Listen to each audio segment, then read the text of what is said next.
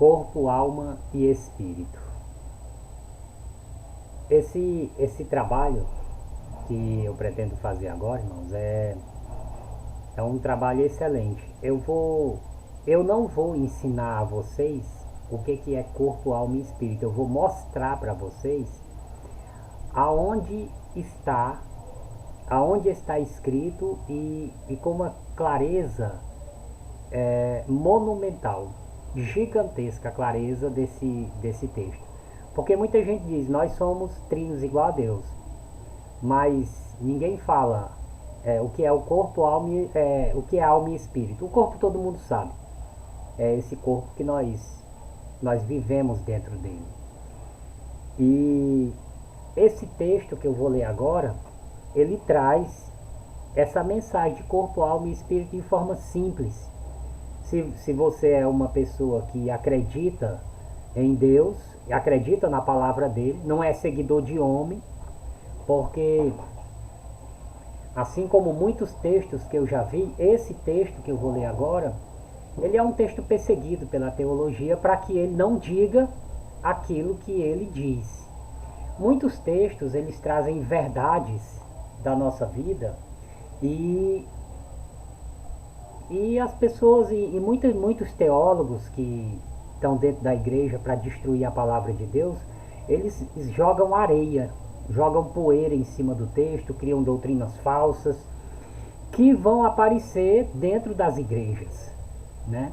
E as pessoas, ao invés de receber a palavra de Deus como ela está escrita, não, acaba seguindo essas pessoas aí e por isso ficam sem a verdade. Quando eu aceitei Jesus Cristo como meu Senhor e Salvador da minha vida, eu aceitei Ele e aceitei a palavra dele. Então, toda teologia que ela vem contra a palavra de Deus, para mim, ela não serve de nada. Ah, foi fulano que disse, foi Beltrano que falou, Cicrano que falou, não sei quem falou. Para mim não serve de nada. Porque se está contradizendo a palavra de Deus, para mim eu jogo no mato essas coisas aí. Ou a pessoa fala e concorda com o que está escrito, ou então o que ela ensina para mim não serve. Porque eu aceitei Jesus para aceitar a palavra dele e não me tornar um seguidor de homem. Porque eu sigo Ellen, não sei quem, Ellen White, eu sigo Calvino, eu sigo Hermínio, eu sigo fulano, eu sigo Beltrano, eu sigo doutrina tal. Eu não sigo nenhuma dessas coisas. A única coisa que eu faço é olhar na Bíblia. Está escrito, está escrito, né? Está escrito, está escrito. Se tem alguma coisa, alguma pendência numa tradução, uma coisa a gente estuda e vê realmente direitinho o que foi que aconteceu e tudo. Mas a Bíblia, ela tem um contexto amplo, né? Então, às vezes, no texto você tem uma dúvida sobre ele, mas aí a Bíblia vai falar isso de novo, vai mostrar de novo lá na frente, né? Fazendo com que a palavra de Deus ela prevaleça naquilo. Então quando você num texto, você não consegue achar a resposta daquilo, você acha que é uma coisa, se concordar lá na frente, se lá na frente outro profeta, outro escritor, ele trazer aquela mensagem e dizer de novo, então aquela mensagem ela está certa. Então eu uso muito isso para poder seguir a instrução correta. Esse texto que eu vou ler, ele é um texto que eu já vi muita gente desfazendo ele, mas desfazendo para sustentar doutrinas de homens, sustentar ensinamentos de homens. E aí se você segue esse tipo de gente, você fica sem a instrução da palavra, né? Essas coisas não acontecem comigo. Eu posso em algum momento errar, todo mundo, a gente não conhece plenamente, a plenitude só está em Cristo. Mas aquilo que está escrito na Bíblia eu aceito é o que está escrito. Eu não aceito que ninguém venha dizer que é desfazendo o texto. Então, se o cara pega um texto, né, a pessoa pega um texto e desfaz o texto todinho. Não, isso está errado, isso está errado, isso está errado, isso está errado, desfaz o texto todinho. E ainda tem gente que vai nessa onda ainda. Você não é um servo de Deus se você segue esse tipo de coisa. Você para mim é um criminoso, né? A pessoa tem que seguir a palavra de Deus, tem que aceitar a palavra de Deus. Então vamos lá. Nesse texto eu vou mostrar para todo mundo, para as pessoas que verem esse texto, o que é corpo, alma e espírito. Alma e espírito. Porque corpo a gente já sabe o que é. É esse corpo aqui. E a alma e o espírito, né? Aí é que está o problema. Porque aí a Bíblia, em toda ela faz câmbio entre espírito, a palavra espírito e a palavra alma. Tem hora que uma serve para alma, outra serve para espírito, mas é tudo no contexto que você descobre do que o contexto está falando. Se ele está falando da alma no sentido alma mesmo, né? Ou do espírito no sentido espírito mesmo. E nós vamos ver aqui o que é um espírito, o que é um espírito e o que é uma alma, né? O que é a alma verdadeiramente no seu sentido denotativo da palavra, né? Então vamos ler o texto, a parábola do rico e Lázaro, que está no capítulo 16 de Lucas e começa a partir do versículo 19, né? A parábola do rico e Lázaro. Então vamos ler a palavra de Deus. Ora, havia um homem rico e vestia-se de púrpura e de linho finíssimo e vivia todos os dias regalado esplendidamente. Havia também um certo mendigo chamado Lázaro, que jazia cheio de chagas à porta daquele, do rico, e desejava alimentar-se com as migalhas que caía da mesa do rico. E os próprios cães vinham lamber-lhe as feridas, as chagas. E aconteceu que o mendigo morreu e foi levado pelos anjos para o seio de Abraão. E morreu também o rico e foi sepultado. E no Hades ergueu os olhos, estando em tormentos, e viu ao longe Abraão e a Lázaro no seu seio. E chamando disse: Abraão, meu pai, tem misericórdia de mim e manda a Lázaro que molhe na água a ponta do seu dedo e me refresque a língua, porque estou atormentado nesta chama. Disse porém Abraão: Filho, lembra-se de que recebeste os teus bens em tua vida e Lázaro somente males, e agora este é consolado, Lázaro, e tu atormentado.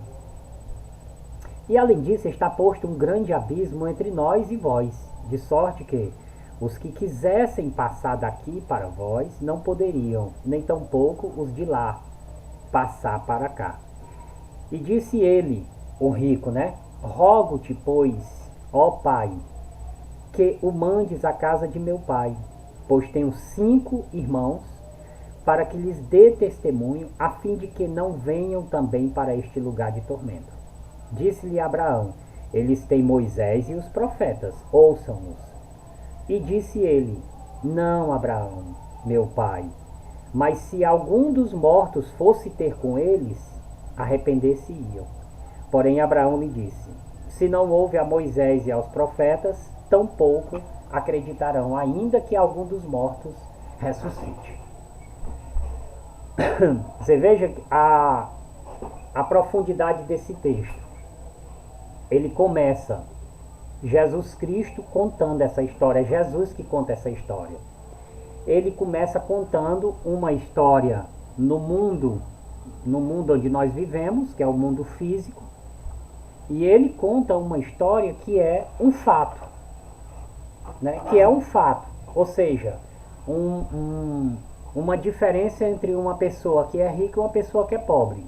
Isso é um fato? É um fato. Nós temos pessoas ricas e pessoas muito pobres? Temos. O desbalanço é enorme. Você tem pessoas que ganham bilhões e você tem pessoas que não têm dinheiro para comprar um café da manhã. Então é um desequilíbrio muito grande, uma diferença muito grande, né? Então Jesus começa contando a história que é um fato, que é uma verdade. E nós damos testemunho disso. Nós sabemos que isso acontece no mundo. Nós temos pessoas muito ricas e pessoas muito pobres, certo? E ele começa a história desse lado da vida e transcende para o lado seguinte, que é o lado dos mortos. Que as pessoas dizem: mas eu não sei o que acontece lá. Nós não sabemos tudo o que acontece lá do lado dos mortos, é verdade. Mas esse texto, ele esclarece algumas coisas que acontecem depois que a pessoa morre. Primeiro, que quando você morre, ocorre uma separação do corpo e da alma e do espírito, né? Você tem o corpo e agora ele se separou. E aí ficou o quê? Alma e espírito. Porque nós somos feito alma e espírito. Corpo, alma e espírito. Então quando eu separo o corpo, alma e espírito fica. Né? Alma e espírito fica, vai para o outro mundo. E aí o que que acontece? Jesus ele começa no plano físico e termina aquele plano físico e passa para o plano do mundo espiritual. Por quê? Porque ele queria dar um ensinamento a nós sobre a outro lado do mundo. Ele queria dizer alguma coisa para nós.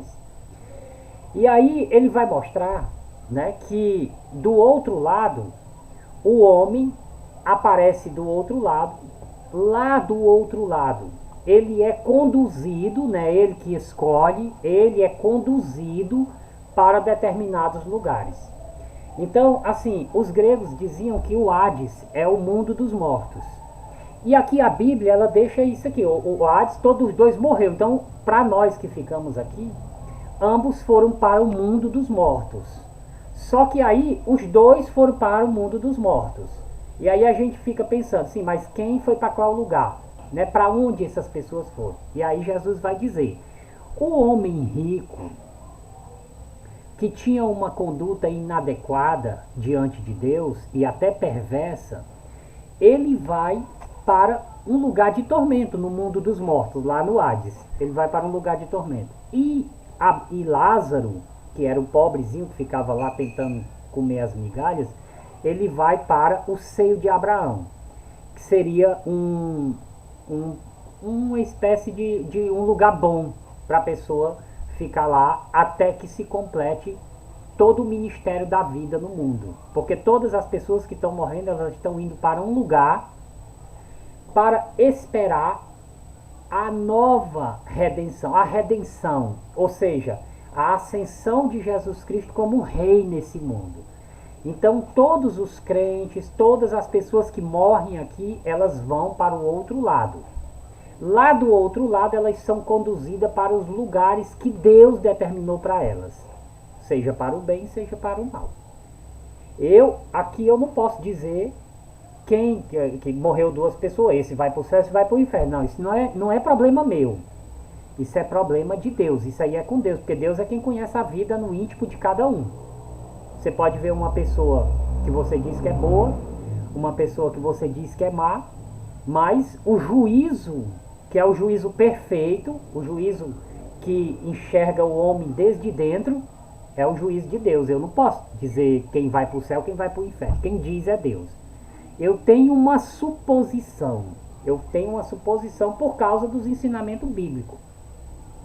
Se uma pessoa pratica mal na sua vida, é perverso, provavelmente ela vai para um lugar de tormento, que é o caso que nós vimos aqui. Apesar de que o rico aqui não deixa muito claro a perversidade dele, mas diz que Lázaro estava à sua porta, né, jazia à porta desse e desejava alimentar-se com as migalhas que caía da mesa do rico. Ele desejava, não diz que ele comia. Então, se ele desejava, dá a entender que nem essas migalhas eram colocadas para ele, porque ele só tinha desejo de ficar com as sobras, né? Porque se esse rico realmente desse pelo menos as sobras para ele não tinha necessidade de desejar, ele ficava ali e já recebia essa ajuda do rico, mesmo sendo as sobras da mesa. Então diz que ele desejava, né? Então Lázaro jazia cheio de chagas à porta e desejava alimentar-se com as migalhas que caía da mesa do rico, né? Ele desejava isso. Então era muito pobrezinho Lázaro e ainda era doente. Passado essa situação, ambos morrem e vão para o outro lado. Agora nós vamos para trabalhar o outro lado da vida, né? Então, do outro lado da vida, nós encontramos o rico em um lugar de tormento, um lugar quente, né, desagradável. E dali onde ele estava, ele podia ver o Lázaro, o que antes jazia à porta dele, né? Ele muito rico, nunca quis ajudar o rapaz, nunca quis ajudar o homem. E ele viu também o patriarca Abraão, que é o pai de todos os judeus e de todos nós nascidos na fé, né? Abraão é pai de todos nós. Nós, daqui do Ocidente, que somos crentes em Cristo, nós somos filhos de Abraão segundo a fé. Os judeus são segundo a carne e também segundo a fé, porque judeus também são convertidos ao Evangelho. Muitos judeus são convertidos. Tem igrejas evangélicas hoje em Israel. Então, nesse ponto, nós temos aqui a seguinte informação, que uma pessoa, depois que morre, ela continua com o seu intelecto intacto. Intacto, não houve nenhum abalo no intelecto da pessoa morta, né? Não teve nenhum abalo. E nós encontramos o rico olhando e conhecendo as pessoas, né? Abraão, provavelmente ele não chegou a ver na vida dele, mas por algum meio ele conseguiu entender que aquele homem ali naquele lugar de bonança se tratava do patriarca Abraão. E aí nós temos a confirmação com esse conhecimento dele de que ele se tratava de um judeu, um filho de Israel, que se conduzia de maneira perversa, né? Apesar de que na lei de Deus, a lei de Moisés, que foi dada para ele, existiam normas as quais eles tinham que cumprir, e essas normas, elas de algum modo ela colocava esses homens, esses judeus, ali numa certa condição favorável diante de Deus, né? Então os que buscavam cumprir a lei verdadeiramente, eles estavam pelo menos mais aproximados de Deus, né? Eram os transgressores da lei que Jesus, quando veio, começou a falar contra eles, que no caso eram os próprios líderes judaicos, né? Então, por essa parte aqui, ó, então a gente vê aqui, ó, e no Hades, né, o versículo 23, e no Hades ergueu os olhos e estando em tormento viu ao longe Abraão e a Lázaro no seu seio. De repente, o rico, que estava na sua mansão muito rico, agora estava no Hades. E ele ergueu os olhos e viu Abraão e a Lázaro.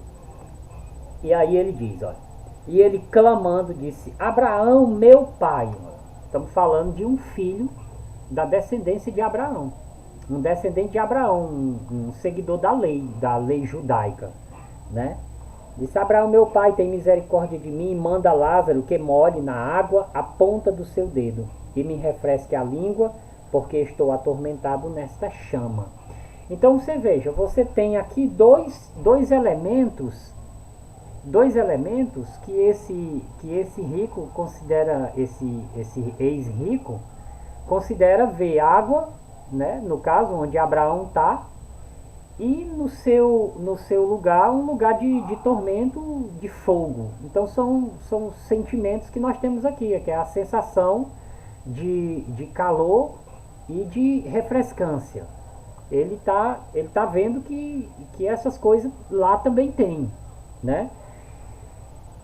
E aí ele pede que Abraão mande que Lázaro, né? Mande que Lázaro que molhe na água a ponta do seu dedo e me refresque a língua, porque estou atormentado nesta chama. Então havia era um lugar de tormento onde ele estava. E ele estava lá por quê? Porque ele não ajudava Lázaro e talvez muito mais coisa tivesse feito de mal, né? A gente sabe que as pessoas que têm dinheiro, tem muitas pessoas que são ricas e são boas pessoas, mas tem gente que se torna má, porque ele começa a achar que todo mundo só se aproxima dele por causa do dinheiro. E isso não é verdade. Isso não é verdade. Nem todo mundo se aproxima das pessoas por causa de dinheiro. Às vezes a pessoa se aproxima, a pessoa tem dinheiro, mas você gosta daquela pessoa pelo que a pessoa é, não por causa do dinheiro, né? O fato de você ser pobre, não ter muito recurso, não significa que você vá se aproximar de alguém por causa de dinheiro. Vamos lá, ó. Disse, porém, Abraão: filho, lembra-te de que recebeste os teus bens em tua vida e Lázaro somente males, e agora este é consolado e tu atormentado. Certo? Então nós temos aqui um caso de um castigo em que Deus está castigando uma pessoa pelos crimes que ela cometeu quando era vivo, né? Porque não vamos dizer que esse homem está pagando sem ter cometido coisa nenhuma, porque Deus, ele é justo juízo. Ele mesmo diz isso: eu sou justo juiz. Então ele está lá porque ele cometeu algum erro. Então, se Lázaro tinha desejo de se alimentar das migalhas que caía da mesa, com certeza ele não as recebia, né? E aí Abraão, ele revela uma coisa, ele disse: ó, e além disso está posto um grande abismo entre nós e vós, de sorte que os que quisessem passar daqui para vós não poderiam, nem tampouco os de lá passar para cá. Você veja que é um diálogo, um discurso que acontece entre pessoas que estão do outro lado da vida, pessoas que já morreram. Abraão morreu talvez aí por volta de uns 1000 anos ou mais, aí eu não sei exatamente a data, antes de Cristo, né? Antes de Cristo. Acho que mais ou menos 1200 anos, mais ou menos isso daí, que Abraão morreu, viveu antes de Cristo. Então Jesus está falando aqui de pessoas, né? Está havendo um verdadeiro diálogo, um verdadeiro discurso, uma verdadeira troca de informações do outro lado do mundo, do lado dos mortos. Não é interessante um texto desse?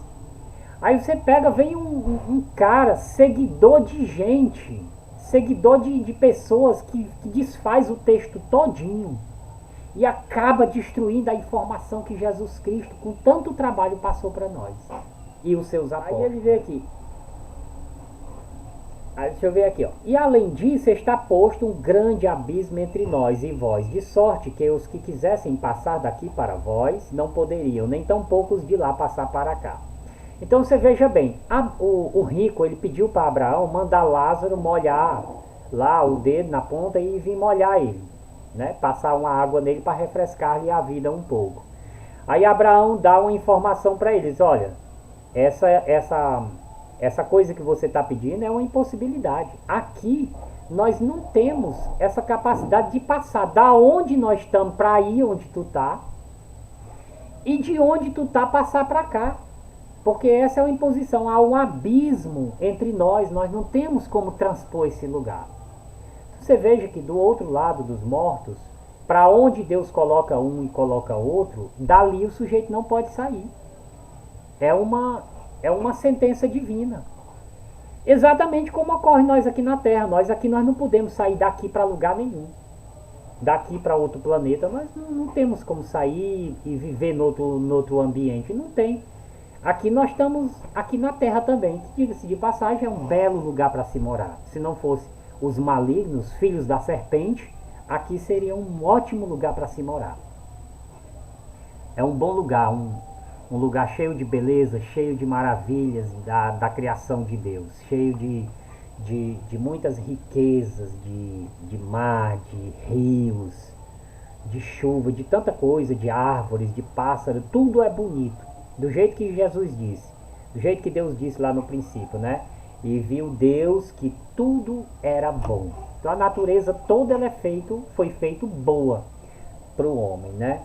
Então Abraão revela para o rico que não é possível passar da onde ele está para onde o rico está e o rico passar para lá. Não tinha como eles transpor esse lugar. Então são lugares que, estando lá, fica lá.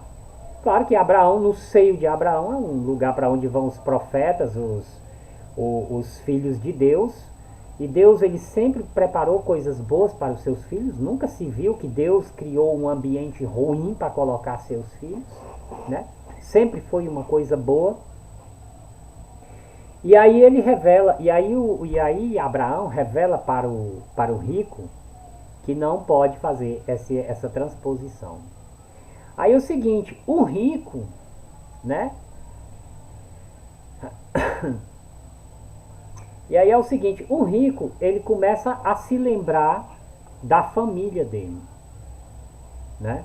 Você veja bem, aqui há uma revelação das maldades que o rico fazia, além do caso de Lázaro, né? Porque ele diz assim, olha, pois pai Abraão envia alguém daqui para o mundo dos vivos, um dos mortos, para avisar minha família, porque eu tenho 5 irmãos lá, né? Deixa eu ver aqui a passagem aqui para a gente relembrar aqui, ó. E além disso está posto um grande, tá aqui. E disse ele, rogo-te, pois pai, que mandes a casa de meu pai, pois tenho 5 irmãos, para que lhes dê testemunho, a fim de que não venham também para este lugar. Olha só o medo que o rico tinha. Os 5 irmãos que ele tinha, eles não tinham lá um Lázaro para pedir comida, não. Mas ele, rico, ele conhecia a vida desses irmãos, que era semelhante a dele, e que, entendendo que ele estava ali por causa de certas coisas que ele fazia, ele entendeu que os irmãos, a família dele, também iriam parar ali. Você viu? Não foi por causa só do caso de Lázaro, não. Ele era uma pessoa maligna e era de família. Ele tem essa preocupação com a família. A família do rico, ela não aceitava as palavras dos profetas. Elas não aceitavam a palavra de Deus, apesar de serem filhos de Abraão. Você vê as revelações que esse texto traz para a gente? E gente que seguidor de homens aí apaga esse texto, apaga o texto completamente, né? Pois eu estou trazendo o texto do jeito que ele é, do jeito que ele traz e as informações. Claro que há muito mais informação. Quanto mais você buscar a Deus, ele vai mostrar mais coisa nesse texto aqui. Porque a gente vai enxergando algumas partes dele e vai trazendo. Mas dependendo da pessoa, pode enxergar muito mais coisas, as profundidades do mundo que nós não conhecemos, que é o mundo dos mortos. Aí diz, pois tenho 5 irmãos para que lhes dê testemunho, a fim de que não venham também para este lugar de tormento. Aí olha só o que Abraão ele diz para ele, olha essa informação. Abraão diz assim, olha, lá eles têm os profetas, né? Eles têm a lei de Moisés, né? Já estava no tempo da lei de Moisés, né? Eles têm a lei de Moisés. Escutem, e tem os profetas. Além da lei, ele tem os profetas que dão testemunho de Deus, que fazem milagres. Entendeu? Os profetas que tem no Antigo Testamento eram homens que traziam a palavra de Deus, os ensinamentos de Deus e os milagres. Porque por meio dos profetas havia muitos milagres em Israel. E mesmo assim, essa família desse rico, junto com ele, não aceitavam a palavra de Deus. Né? Você consegue ver você nessa situação? Porque a palavra de Deus ela está hoje no nosso meio e muitas famílias também não aceitam, né? Se estiverem praticando malignidade, com certeza quando morrer elas vão pagar por isso daí, né? Todos que praticam o mal não ficarão sem punição. Você vai hoje aí nas universidades, eles dizem, não existe Deus. Por quê? Porque o diabo que odeia o homem por causa de Deus, ele diz isso para que o homem não tema a Deus, não tema e faça o que o diabo quer, que é praticar o mal uns contra os outros. Mas você vai para um lugar de tormento, pode ter certeza disso. O mal que você fizer aqui, você vai pagar. Porque esse texto é um texto falado pelo Filho de Deus, e ele que criou todas as coisas, né? Eu ainda não me esqueci ainda, nós vamos falar do corpo, alma e espírito, já nós vamos entrar nessa parte aí, certo? Aí ele diz, olha, pois tenho 5 irmãos e a fim de que não venham também para este lugar de tormento. Você veja a lucidez, né? Você veja a lucidez do rico depois de morto. É esplendorosa, olha, uma lucidez imensa e preocupado com as coisas que devem acontecer. Porque os irmãos dele vão todos para lá.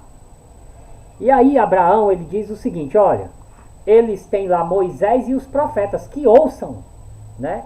Disse ele, não, Abraão, meu pai, Mas se algum dos eles não escutam, olha, viu? Ó, não, Abraão, meu pai. Mas se algum dos mortos fosse ter com eles, eles arrepender-se-iam. Olha o engano que ele tem na mente.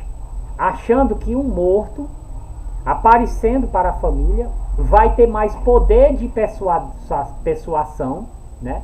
Vai ter mais capacidade de persuadir os irmãos dele do que os profetas e Moisés.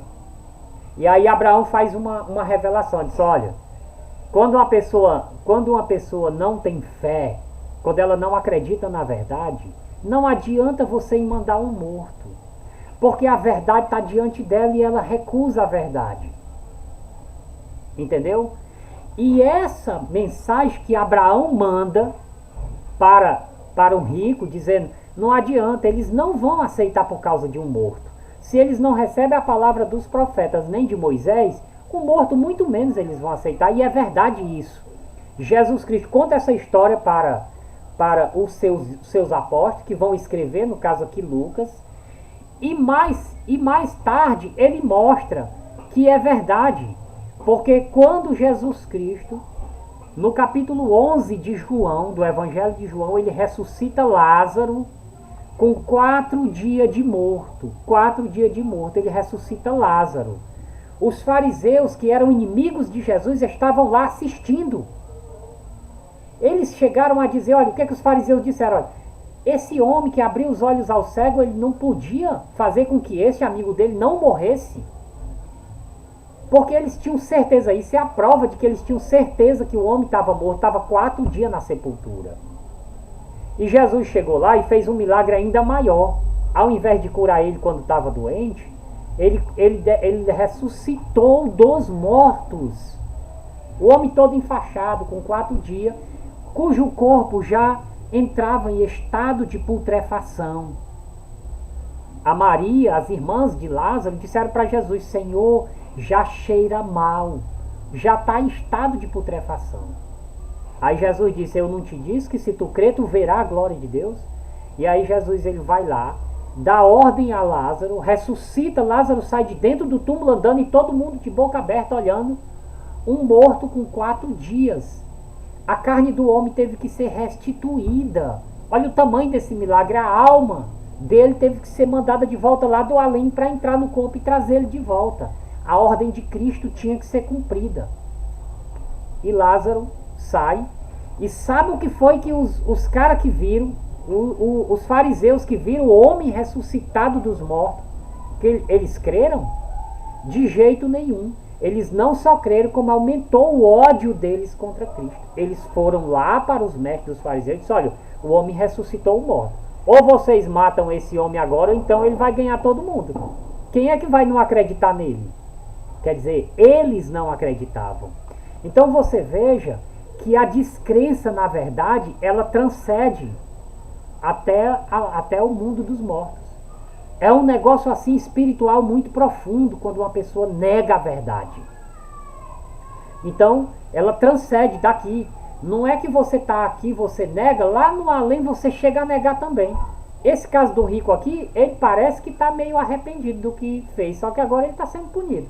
Mas tem casos em que a Bíblia mostra que mesmo depois da morte o sujeito ainda nega Jesus. Mesmo diante de Jesus Cristo ainda vão negar Jesus, que é o caso daqueles que vão ficar fora da cidade santa. Eles ficam fora da cidade santa, Satanás fica 1000 anos preso, quando é solto ele vem e arregimenta essas pessoas e os leva para atacar a cidade santa, onde está Jesus e os seus apóstolos. Né? Esse texto aí, que eu estou falando aí, que acontece isso daí, é outro, que tem outro grupo de gente criminosa que ataca o texto, fazendo com que o texto não diga o que está dizendo, fazendo uma anulação no texto. E está cheio de gente desse jeito aí no mundo evangélico, negando a palavra para ensinar as besteiras que eles inventam dentro dos cursos de teologia. Né? Tem muito teólogo que é homem de Deus, mas dentro dos cursos de teologia, a quantidade de besteira que eles ensinam é um negócio monstruoso. Então vocês que estão planejando entrar no curso de teologia, eu acho que é um bom caminho para a pessoa seguir, só que você tem que tomar cuidado. Tem que ficar focado na palavra. Aquele que desfazer a palavra, você não o escute. Né? Deixa ele falando lá, blá, blá, blá, blá, blá, blá, blá, e pronto. Quando eu vejo uma pessoa desfazendo o texto bíblico para ensinar as bobagens deles, para mim ele só fala isso, blá, blá, blá, blá, blá. Não serve de nada. Não serve de nada. E eu já vi muita gente, muita que eu não teria como enumerar, desfazendo o texto bíblico para ensinar besteira. Né? Então, olha, esse texto ele traz uma riqueza imensa de conhecimento para nós. O homem, quando ele morre aqui, ele vai para o mundo dos mortos com consciência de tudo o que fez. Não vai ser apagada a consciência dele, não. Aí tem gente que vai lá para Eclesiastes. Eclesiastes fala do que ocorre debaixo do sol. Todas as coisas que Eclesiastes fala, ele diz, é debaixo do sol. Para mostrar que o que ele está falando é da visão superficial e não do mundo dos mortos. Porque os judeus eles tinham pouco conhecimento desse outro mundo. Né? Quem tinha mais eram os profetas. Então, voltando aqui o texto, disse-lhe Abraão, eles têm Moisés e os profetas, ouça-nos. E disse ele, não, Abraão meu pai, mas se algum dos mortos fosse ter com eles, arrepender-se-iam. Porém Abraão lhe disse, se não ouvem a Moisés e os profetas, tampouco acreditarão ainda que algum dos mortos ressuscite. E realmente Abraão estava certo ao dizer isso. Porque Jesus Cristo ressuscitou mortos na frente de todo mundo. E algumas pessoas creram e outras não creram. Então a ressurreição, ela mostra a verdade para quem ama a verdade. O homem que ama a verdade, ele aceita a verdade. O que não ama, ele não aceita a verdade de maneira nenhuma. Você pode fazer o sinal que você quiser na frente dele. Ele não vai aceitar. Como os fariseus. Os fariseus foram os homens que mais viram sinais na vida. E aqueles homens tramaram a morte de Jesus Cristo e o mataram. Depois que eles mataram Jesus, Jesus deu testemunho da ressurreição para eles. Eles pagaram soldados romanos para passar a noite lá onde Jesus foi sepultado. E quando os anjos chegaram, os homens viram, os romanos estavam lá na sepultura. Eles disseram no outro dia, olha, veio os anjos aí, uma luz muito forte, eles abriram aí a pedra e o homem saiu andando, foi-se embora. O Jesus Cristo vocês mandaram matar. Sabe o que foi que os fariseus fizeram? Eles acreditaram tanto naquela história que os romanos contaram. Porque é o seguinte, os romanos não tinham como mentir. Um romano, quando ele tomava de conta de uma coisa dessa, uma coisa que alguém estava preso, ele não podia deixar soltar de maneira nenhuma, senão ele era morto. Então os romanos não inventaram uma coisa dessa, que ninguém ia acreditar, mas disseram para ele, para os fariseus, olha, o homem saiu, aí foi-se embora, vivo.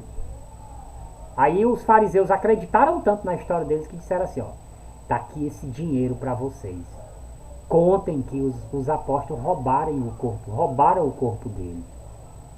Pagou para eles dizerem isso. E eles disseram isso. Aí eles disseram, e nós, como é que fica?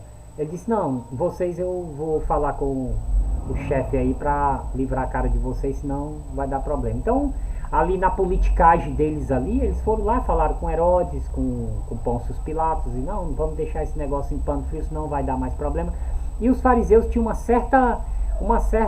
eles exerciam um certo medo nas lideranças de Israel naqueles dias, né? É tanto que eles forçaram a barra em cima do Pôncio Pilatos. Pôncio Pilatos disse, olha, o homem é inocente, eu vou soltar ele. E se você soltar, olha só como os fariseus eles tinham uma moral em cima dos líderes. Se você soltar, é contra César, porque todo aquele que diz que é rei é contra César. E aí César vai te argumentar a respeito disso aí. Fizeram tipo assim uma chantagem em cima de Pôncio Pilatos, né? Então eles tinham uma certa moral, gozavam de um certo poder naquilo dali. Não foi à toa que eles conseguiram, por meio de incitação, tanto do poder constituído de Roma, como do povo, incitar o povo a pedir a morte de Jesus e contra Barrabás. e soltar Barrabás, que era salteador e assassino também. Então, meu irmão, olha, depois que a pessoa morre, ela vai para um lugar, né, fazendo um resumo do texto, ela vai para um lugar onde Deus vai mandar. É Deus que vai dizer para onde você vai. Então, se você é contra Deus agora, você fala contra Deus, diz que é ateu, prega contra Deus, prega contra a palavra de Deus, pense bem na sua vida, porque você vai para esse lugar assim que você morrer. Você já vai começar a pagar os seus crimes até o dia do juízo. Né? Que é isso aqui que está dizendo. Aqui não é o dia do juízo, não. O rico vai comparecer no dia do juízo ainda. Aí ninguém vai saber. Aí Deus é quem vai julgar, né? Junto com os seus santos. Né? A sua milícia, a sua assembleia de santos. Né? E agora eu vou mostrar para vocês a questão do corpo, alma e espírito. Aqui aparece o corpo, alma e espírito nessa história que Jesus Cristo contou. Jesus Cristo contou e ele mostrou nessa palavra corpo, alma e espírito. Quando nós morremos, esse corpo ficou enterrado, certo? E nós passamos para o outro lado do mundo. Só que lá do outro lado do mundo nós temos uma imagem. Alguém que olha para nós nos conhece, mas ele está olhando o quê? Se eu tenho um corpo, o meu corpo foi enterrado, sepultado, não existe mais. Então, quando do outro lado a pessoa está olhando para mim, ela está olhando para a minha alma, que é a imagem que eu tenho lá do outro lado, está olhando para a minha alma. E o espírito é todo o meu intelecto que foi construído nesse mundo. Tudo que eu sei, tudo que eu sou, aquilo que me personifica, aquilo que faz com que quando eu falo, as pessoas sabem que sou eu. Mesmo que alguém me colocasse dentro de um boi e eu falasse, as pessoas iam saber que era eu que estava lá dentro. Esse é o espírito, que é o que identifica a sua natureza, o seu gesto, o seu jeito de falar, é o espírito. Tem um filme que... Vários filmes já falaram desse assunto. Você troca de alma com a pessoa, né? Tem um filme aqui no Brasil, que foi até com o Tony Ramos, eu não me lembro da atriz, onde ele é o marido e ela é a mulher e de repente a alma dele sai, né? E entra e troca. Ele fica sendo a mulher e a mulher sendo ele.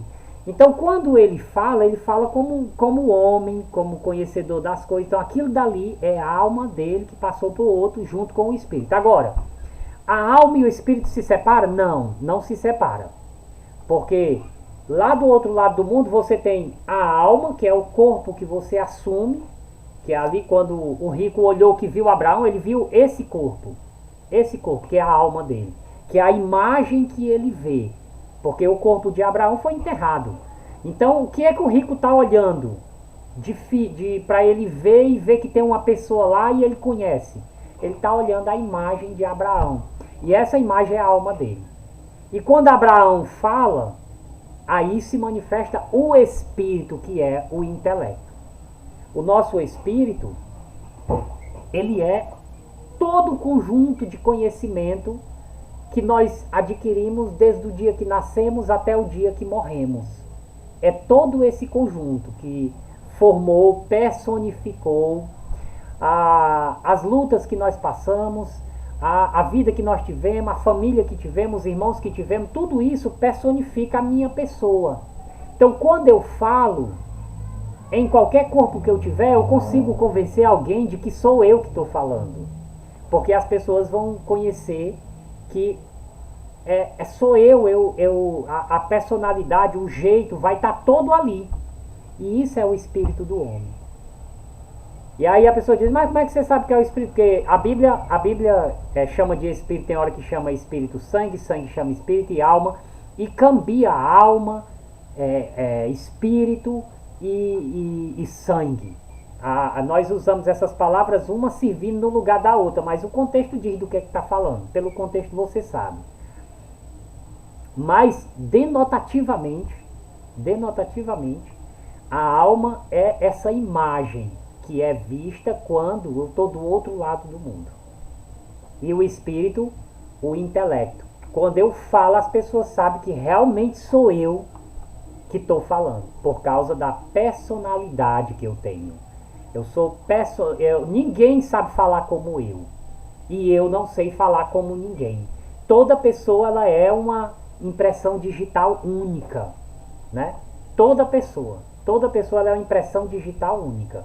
Então, quando você conhece uma pessoa e ela, digamos que acontecesse isso, essa pessoa foi colocada no outro corpo. Quando ela falar, você sabe que é ela que está falando. Mas o que foi que aconteceu? Você está nesse corpo e estava naquele outro, porque eu fui transferido de um corpo para outro. Isso é uma brincadeira que o cinema sempre fez. Então, por isso que é personal. Você não confunde com outra pessoa.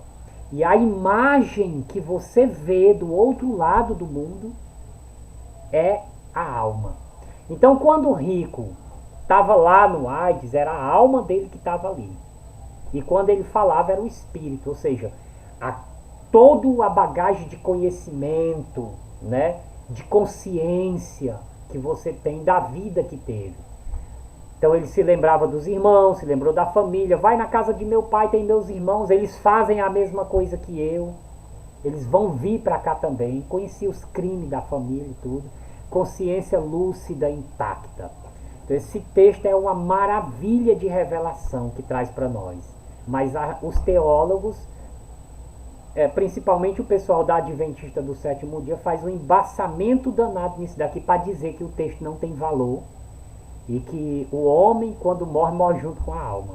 Mas é uma ideologia que eles inventaram aí e ensinam essas coisas dentro da igreja. Infelizmente tem isso. Apesar de que eu tenho pessoas que eu admiro na igreja adventista. A igreja adventista é uma igreja que eu de vez em quando assisto as pregações do Dr. Rodrigo, né, que é um arqueólogo, pego muito ensinamento com ele, mas quando ele entra nessas partes, que entra nessas ideologias, aí eu descarto, né? Eu faço aquilo que a Bíblia manda, né? Você pega tudo e retém só o que é bom para você. Então, quando uma pessoa desfaz o texto para mim isso não traz nenhum benefício. Eu tiro essa parte que a pessoa faz e fico com aquilo que está de acordo com a palavra, aquilo que foi ensinado, que está escrito para o meu aprendizado, para mim. Então ninguém desfaz isso. Toda palavra que tem na Bíblia eu pego para mim e agarro com força, né? Que é a minha fé, né? Tem um texto na Bíblia que Pedro diz que Jesus foi pregar para os mortos. Foi ao mundo dos mortos e pregou para os mortos. É outro texto que o pessoal também, né, desfazem. Porque mas não vai dar certo com a minha teologia e vai bagunçar tudo. Então é melhor a gente dizer que não dá certo. Eu digo, é melhor você dizer que dá certo e depois ser condenado lá do outro lado por causa disso daí. Porque Jesus deixou a palavra dele. Ele não deixou a palavra dele para ninguém desfazer ela, não. Se você não entende o texto, você guarda ele. Faz como Maria, a mãe de Jesus. Quando ela não entendia, ela guardava no coração. Algum dia vai entender. Ela chega no templo, apresenta Jesus. Um profeta chega e diz, olha, agora minha alma pode morrer porque viu a glória de Israel. E uma espada transpassará a tua alma, diz para Maria. Ela sabia o que era aquilo? Uma alma vai transpassar minha alma? Ela não sabia o que era aquilo. Ela disse, consigo mesmo. Disse, eu não sei o que é isso, mas eu vou guardar aqui. Mais tarde, a alma dela foi transpassada quando assistiu o próprio filho ser pregado numa cruz e agonizar até a morte. Era isso que o profeta estava falando para ela. Então, é isso que é corpo, alma e espírito. Espírito é o seu intelecto construído desde o dia que você nasceu. Com todas as amizades que você teve, constrói alguma coisa. Com todos os professores que você teve na vida. Todos os sonhos, todas as vitórias, todas as derrotas, todas as doenças, todas as saúdes, tudo que você passou na vida até o dia de você morrer, construiu o seu espírito. E você é uma personalidade única, isso é o espírito. É por isso que Jesus ele manda o espírito dele, que é o intelecto de Deus. Claro que isso é uma forma simplória de falar que o espírito de Deus é muito mais do que isso. Mas para explicar que o espírito é o intelecto, só pegando só essa parte, olhando só essa parte do espírito, ele é o intelecto. Então o Espírito de Deus, ele fala com o meu espírito para trazer as verdades de Deus. É assim que o Espírito ele dá testemunho do pecado, da justiça e do juízo com o meu espírito. Então ele faz isso às vezes na sua reflexão e às vezes ele faz isso quando você está lendo a palavra. O Espírito consegue fazer com que você a entenda, né? Então o Espírito ele traz toda a educação do homem diante de Deus. Então é o intelecto. O Espírito de Deus é o intelecto de Deus. Todos os ensinamentos de Deus vêm por meio do Espírito. Claro que o Espírito Santo ele está também na obra de criação de Deus, né? Mas pegando só esse aspecto, ele traz o conhecimento de Deus. Então ele testifica com o meu espírito e ajuda na construção do meu espírito, que é um espírito que vai estar alinhado com Deus, emparelhado com Deus, buscando a volta para o Pai. Então o Espírito Santo ele nos educa para que nós estejamos caminhando em direção ao Pai. Se eu morrer no caminho, eu estava indo em direção ao Pai, significa que eu iria, se eu continuasse, algum dia eu ia chegar diante do Pai. E aí quando a gente morre, essa caminhada ela está subentendida que eu fui para os braços do Pai.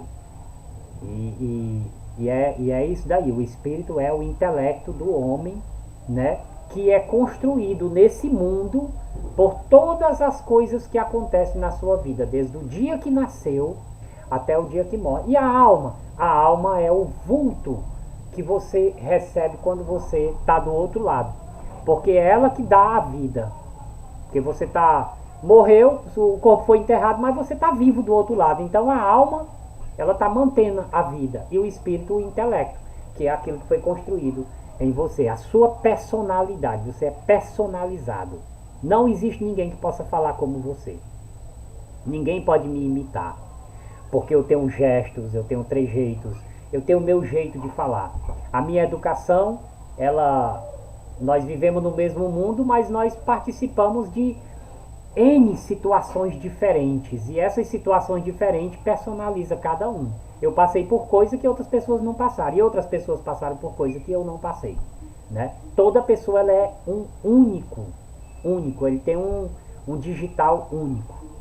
Uma digital única. Nós temos uma digital única e nós somos único também, né? Por causa da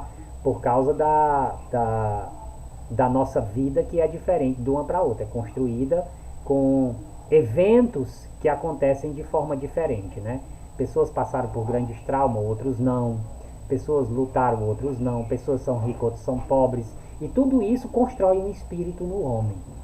E quando você recebe a Cristo, esse espírito ele vai em direção, passa a ser instruído para ir em direção a Deus. É daí que Paulo, em Romanos, ele diz: porque é pela renovação do vosso entendimento que se chegareis a Cristo, né?